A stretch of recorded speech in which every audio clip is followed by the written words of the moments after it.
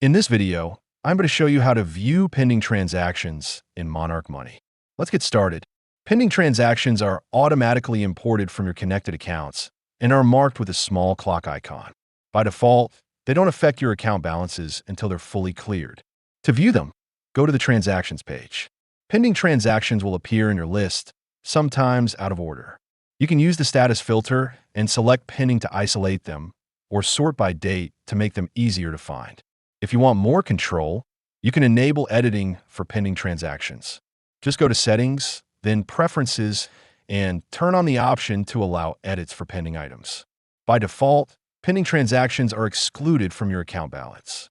But if you want them included, go to Accounts, select an account, click Edit, and toggle on Include Pending Transactions and Balance. Keep in mind, pending transactions usually clear within a few days, and once they do, they'll update automatically.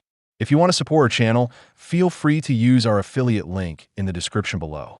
Thanks for watching, and I will see you in my next video.